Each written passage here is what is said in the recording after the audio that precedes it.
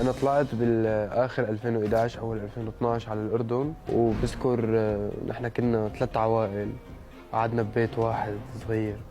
يعني بغض النظر ما حفظت لك كثير تفاصيل، بس إنه هيك في لحظات صعبة علينا، بالأخص إنه إحنا من العوائل المرتاحة بسوريا، فكانت هي أول مرة بنحس إنه عم نوقع. بس مع ذلك الشامي في عمره ما استسلم وحاول يبدأ من الصفر. اشتغلت بالأردن بوقتها؟ اشتغلت عجلي، اشتغلت توصيل طلبات بالأردن، هدول أكثر شغلتين طولت فيهم. يعني كنت بشتغل بمحل للمناسف وللرز وكذا، فاللي بيعرف بهالمصلحة بيعرف إنه بيعرف إنه الطنجرة تبع الرز بتجي تقريبا كثير كبيرة، أقعد بقلبها وأكمش هذا البربيش تبعه ونظفها بالمقشة مع انا صغير.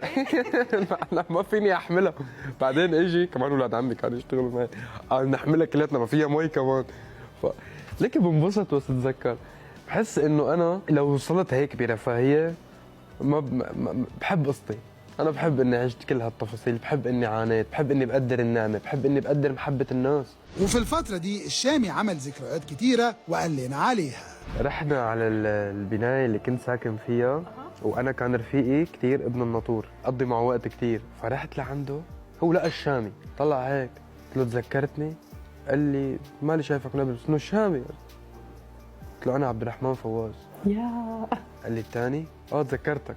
انه الموقف هو ما عم يستوعبه كثير، بس انا اللي عم بتطلع باللي عم بيصير، انه هو دقن وشوارب وكبرنا، ورجعت لعنده عم ذكره بالموقف. انا فواز، كنت اقعد هون انا وياك، زرعنا بصل هون، عم بجرب ذكره بالتفاصيل اللي عشناها بالاردن. بتتذكر بس هذا الموقع لانه مربوط بمحل اسمه نادي المعلمين، فكنت العب فيه انا وصغير مع اولاد عمي. والواضح ان الشامي حن لشوارع عمان، عشان كده قرر ينزل يكمل المقابله معانا على الطريق. بس شفتي هون شو في رواق؟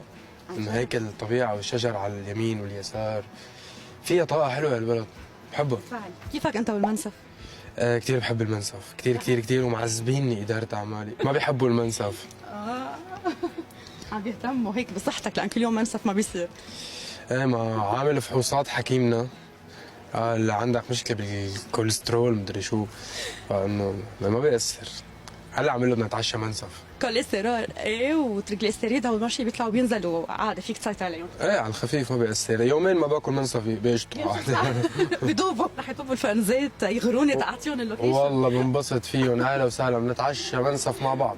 ايوه يوبرني ربك، حب وحنان. حب وحنان.